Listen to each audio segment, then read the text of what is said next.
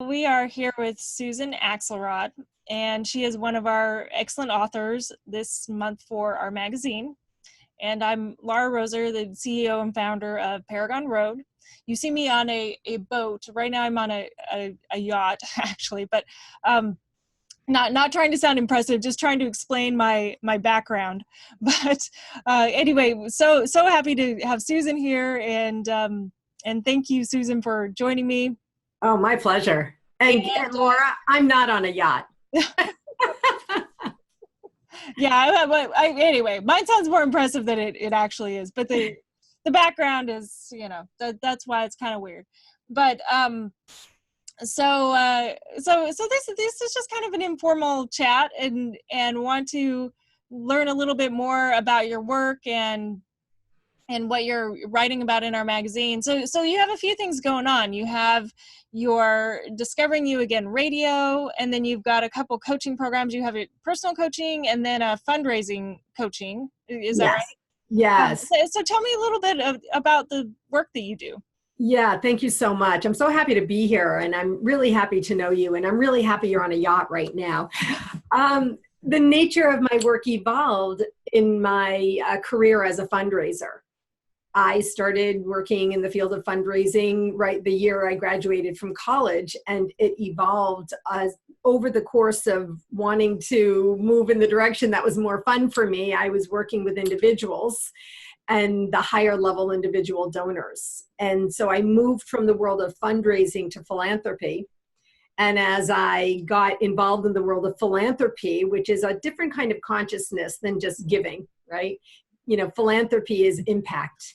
And as I moved through there and working with such amazing philanthropists, I entered the world of legacy.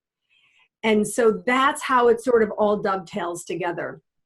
I still work in fundraising. It's vitally important for us to support and protect the fabric of society, our nonprofits, our organizations, our institutions. It's vitally important.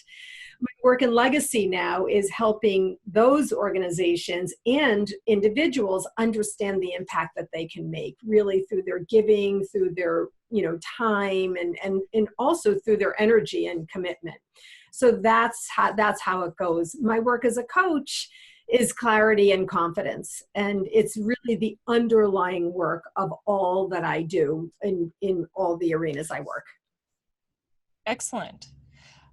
So that's very interesting. So what got you sort of started on that trail? Well, it was 2004 that I created the tagline, "What will your legacy be?" As I said, I had been working in that direction and moving in that direction. And I met, I don't know if you know Gerald Panis, he's a guru in my field, and he's written numerous books. He's gone now.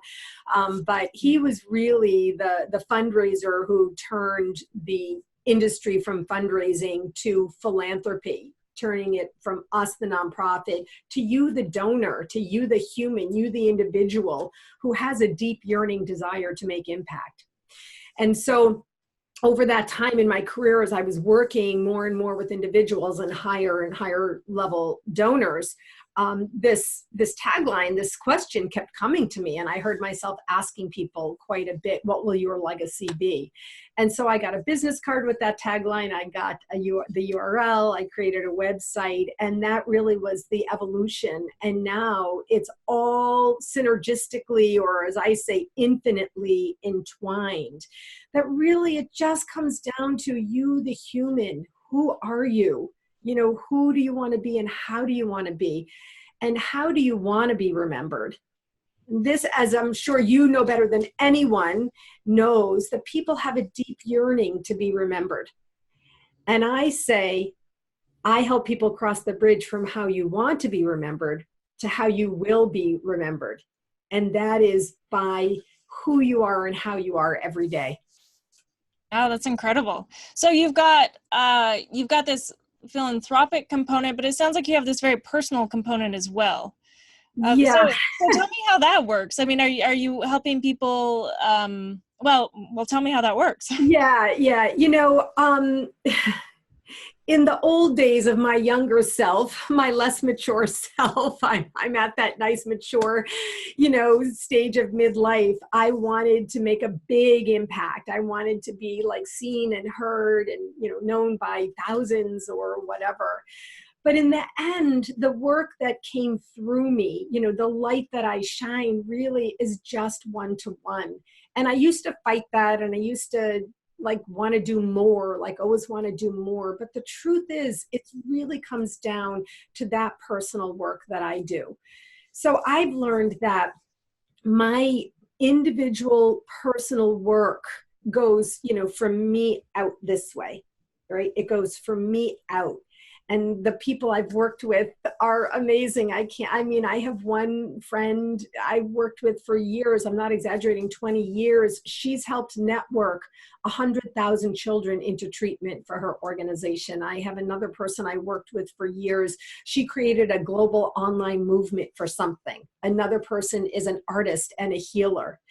And so to your question, your work sounds deeply personal. It is. And that's the nature of my one-to-one personal coaching. I do have online courses that I have created, and I will be creating more to really help inspire more people.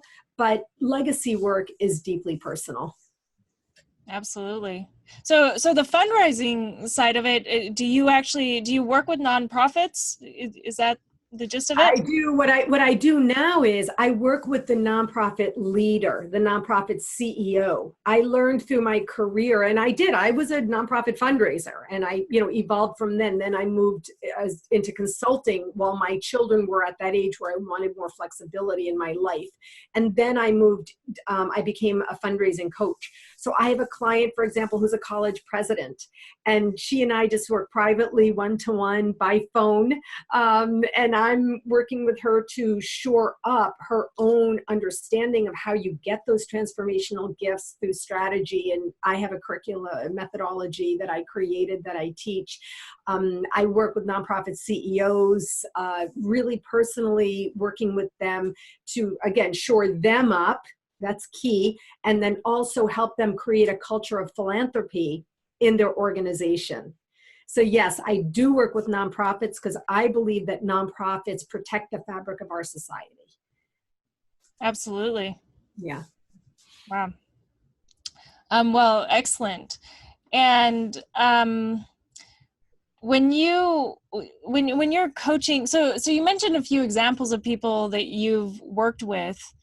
Who is kind of the ideal person for you? I mean, is it someone who has an idea of how they want to impact the world, and then they come to you and you help them define that or, shape that?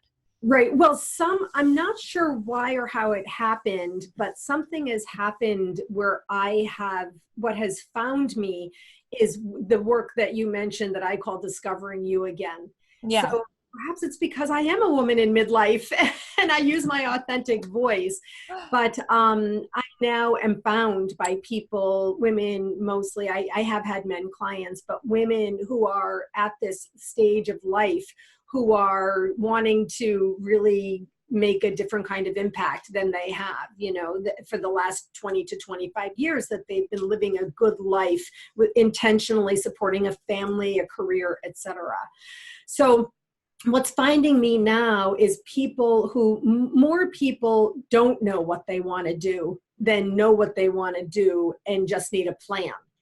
I still have my old type A tendencies, so I'm very plan oriented, but really I work with people to break through to confidence.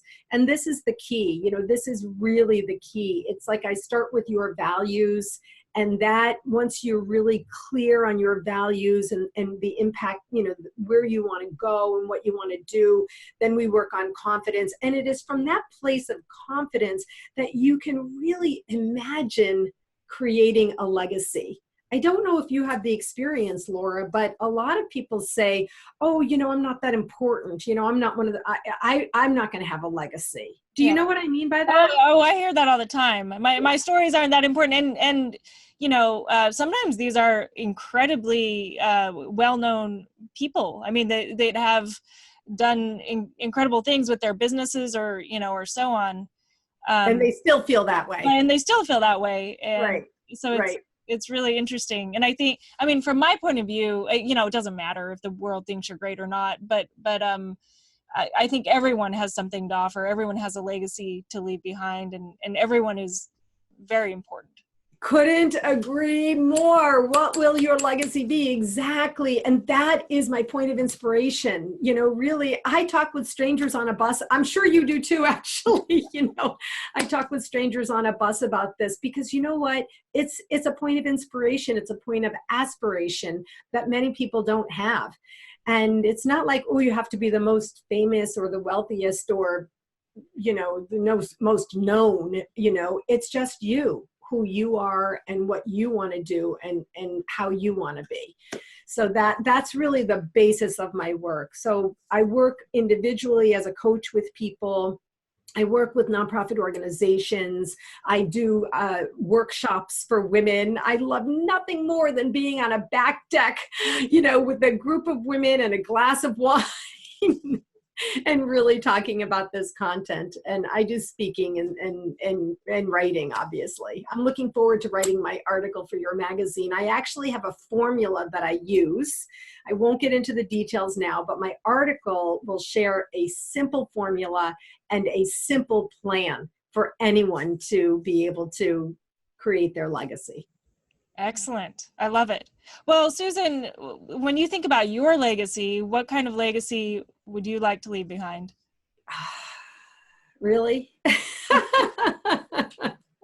Well, thank you for asking. This question is so precious to me. The first thing I want to say is, it evolves. But fundamentally, deep down, I am aware that the legacy that I will leave is the personal impact that I have made. I literally can feel emotion coming up in me about knowing of that point of inspiration that I had, with one person or another person and how they have gone on to understand the opportunity. And honestly, that is the legacy that I know will be left.